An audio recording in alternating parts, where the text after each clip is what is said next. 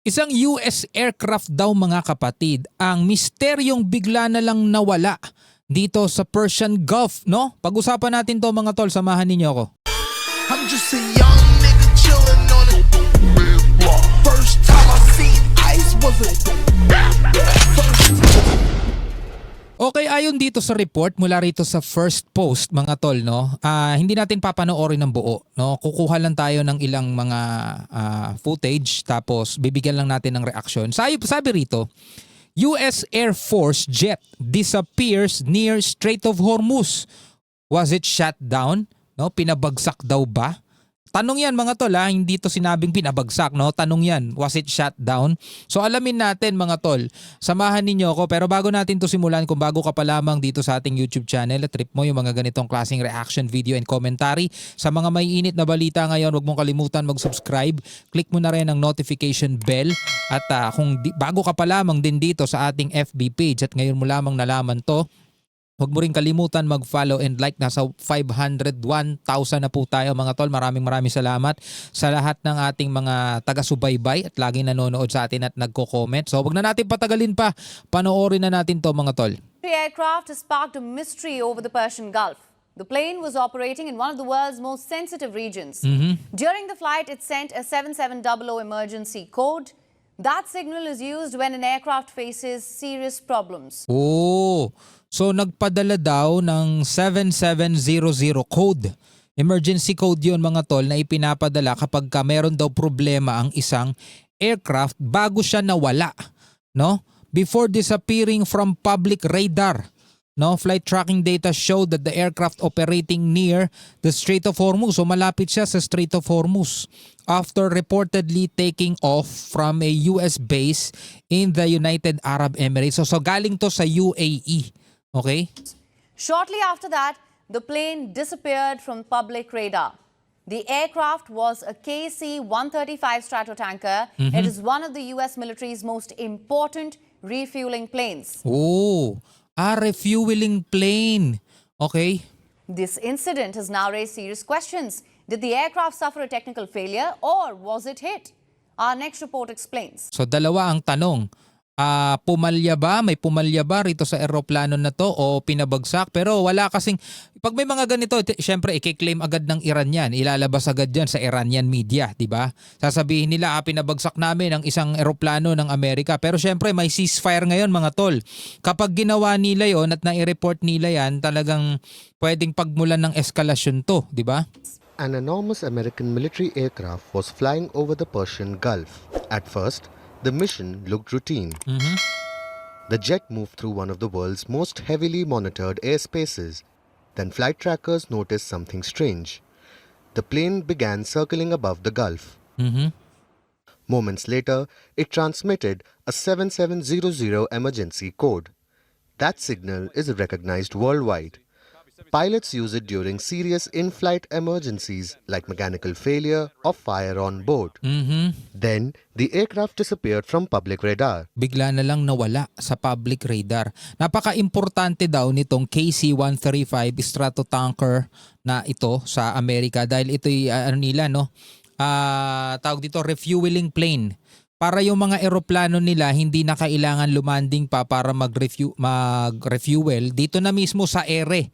No, sa himpapawid na mismo, nagkakarga na sila ng kanilang mga jet fuel. No official explanation followed. No wreckage was found, and suddenly one of Washington's most important military assets became the center of a growing mystery. Okay, so misteryo nga to, bigla na lang nawala. Wala pang nakikitang wreckage. Actually, ito pa lang yung first time na makita nating tong balitang to, hindi to na ibabalita pa, no? Ewan ko lang kung lumabas na. Pero etong balitang ito, kung makikita natin dito sa post, mula rito sa First Post, ito'y 19 hours ago pa lang. Mga tol, no? So bagong-bagong balita pa lang ito. 19 hours ago pa lang siya. Hindi ko pa siya nakikita sa mga balita rito sa local media. No, sa GMA, sa UNTV, News 5, di ko pa siya nakikita. Dito pa lang sa First Post. The aircraft in question was a Boeing KC-135 Stratotanker. Experts often call it a flying gas station. Flying gas Because station. that is exactly what it does.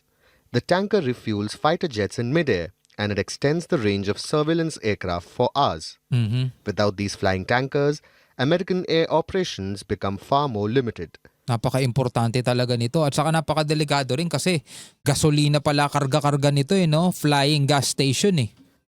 The KC-135 has served the US Air Force for more than 60 years. Tagal na. Modern versions can carry nearly 90,000 kilograms of fuel. Oh. Its value runs into tens of millions of dollars, but its strategic importance is far greater. Tama ba? Pagkakadinig ko, kumbaga lolo na to. Flying tankers, American air operations become far more limited. The KC-135 has served the US Air Force for more than 60 years. More than 60 years. Matanda na nga talaga to mga tol. Kumbaga sa tao, lolo na talaga to. Oh. Served US Air Force for more than 60 years. Napakatagal na pala nitong eroplano na to. So dito talaga makikita natin basta well-maintained, no?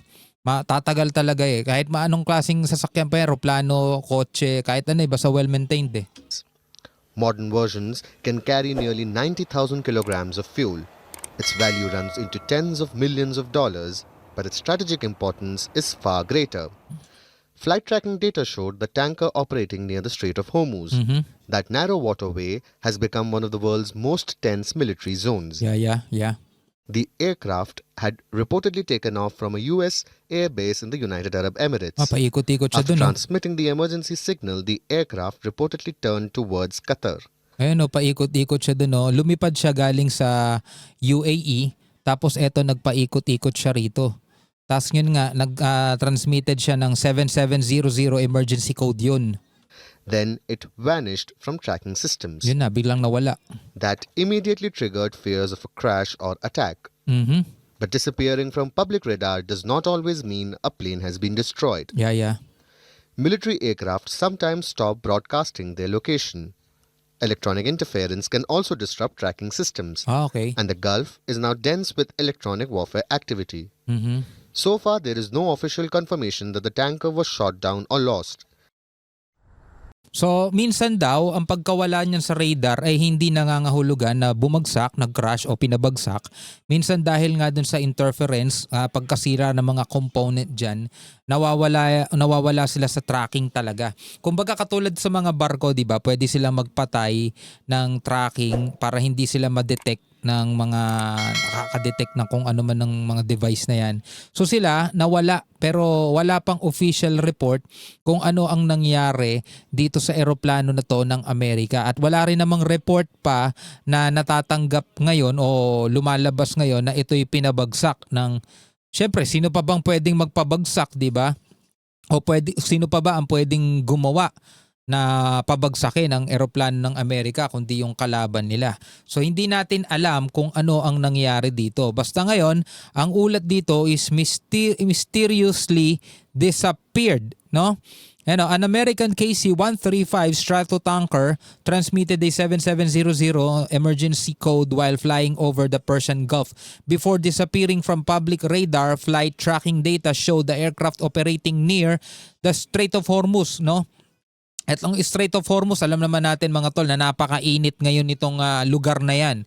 No? Etong lugar na yan talagang ito yung highly monitored ngayon dahil dito nagkakaroon ngayon ng mga tensyon eh. No? So ngayon, ano kaya ang nangyari dito sa eroplano na to? Siguro abangan na lang natin yan mga tol sa mga susunod na balita. No? Pwede ka magbigay ng iyong reaksyon o opinion o sa tingin mo haka-haka ano kaya ang nangyari dito mga tol. Comment ka na lamang sa ibaba. Hanggang sa muli mga kapatid.